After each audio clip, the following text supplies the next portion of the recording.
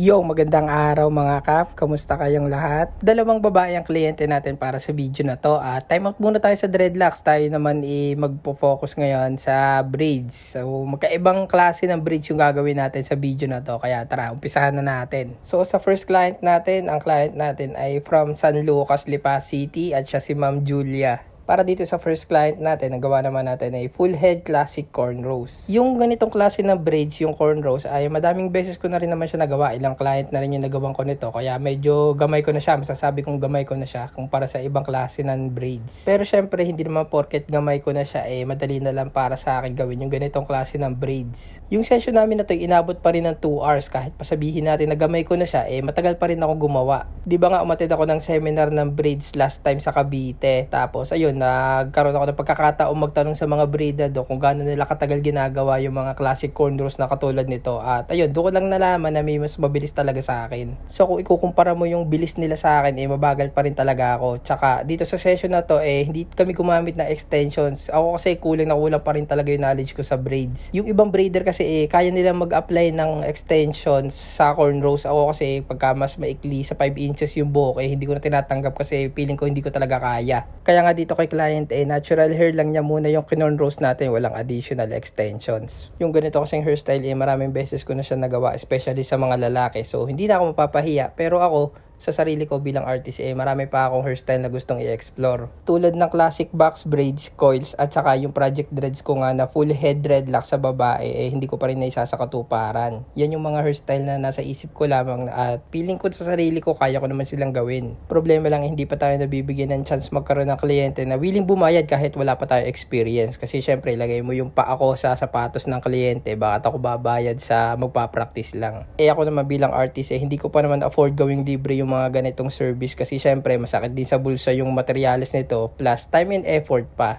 Kasi yung oras at panahon ko na ibibigay sa client, iniisip ko, i-spend ko na lang yung sa anak ko. So, ayun nga pala yung naging resulta. Nakita nyo naman yung naging resulta ng gawa natin sa first client. So, dito naman tayo sa second client natin sa video na to. So, sa part na to, habang waiting tayo kay client, pine-prepare muna natin yung mga extensions na gagamitin natin. Dito kasi sa session na to, meron tayong gagamitin dalawang klase ng extensions. Isang curl at saka straight. Kung bakit dalawang klase na extensions yung gagamitin natin, malalaman nyo sa dulo ng video na to. Bago tayo pumunta sa resulta, ito nga pala, papasilip ko muna sa inyo itsura ng buhok ni client bago natin gawin. Ito nga pala itsura ng buhok niya at ang client natin ay from Calamba, Laguna. Siya nga pala si Ma'am Gemaline at dumayo pa siya sa atin all the way from Calamba. At para dito sa second client natin, ang gawa natin dito ay knotless boho braids. Sa ngayon nga, natutuwa ako kapag braids yung session ko kasi medyo nauumay na rin kasi ako sa dreadlocks kapag paulit-ulit mo kasi ginagawa yung isang bagay, medyo nakakaumay na rin. Biruin nyo mga kap, from 2019 to 2023, focus lang ako sa dreadlocks at hindi ako nag-home service noong mga panahon na yan. Talagang sa bahay lang ako, paulit-ulit lang ako nagde-dreadlocks pag wala akong client.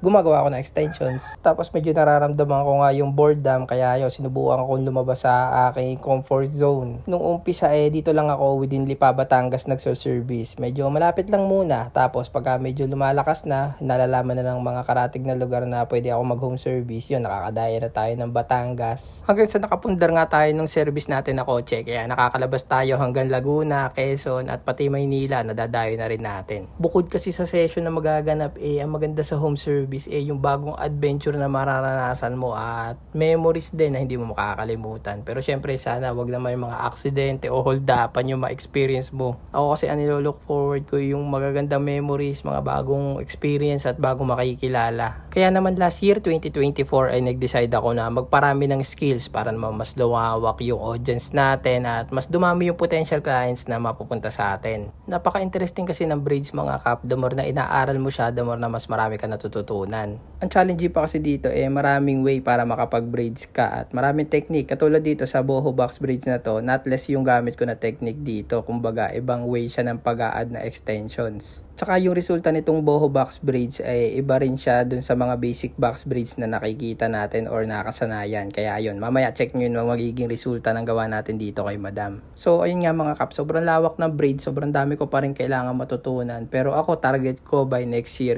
sana matuto tayo maggupit. This year kasi ang target ko mahasa pa ako sa mga skills na meron ako tulad ng dreadlocks, afro curl, braids, and cornrows. Yan kasi yung apat na kaya natin or somehow masasabi natin na gamay-gamay natin. Pero siguro naman by next year matututo na rin tayo magupit. Hahanap lang ako ng mentor na willing magturo sa atin kasi nandun din talaga yung pera Malaki yung chance na ang isang tao ay magpagupit kaysa yung chance na ang tao ay magpa-braids or magpapa-dreadlocks. So dito naman sa part na to, mag-a-apply na lang tayo ng hair mousse at makikita na rin natin yung final result ng gawa natin dito kay Madam. So ito na nga yung naging resulta ng gawa natin kay Madam. Bale, medium box nga pala yung size ng ginawa natin sa kanya at siguro familiar din kayo sa ganitong hairstyle kasi nagiging trend na rin siya. Sa ngayon ay marami tayong on-hand stocks na mga extensions kaya kung interested ka sa ganitong hairstyle, i-PM mo lang ako. Located lang po ako sa Lipa City, Batangas and open po tayo for home service kahit saan. Gumagawa po ako ng dreadlocks, afro curl, braids and cornrows. Meron po tayong Facebook, YouTube and TikTok, The Dreadlocks Factory.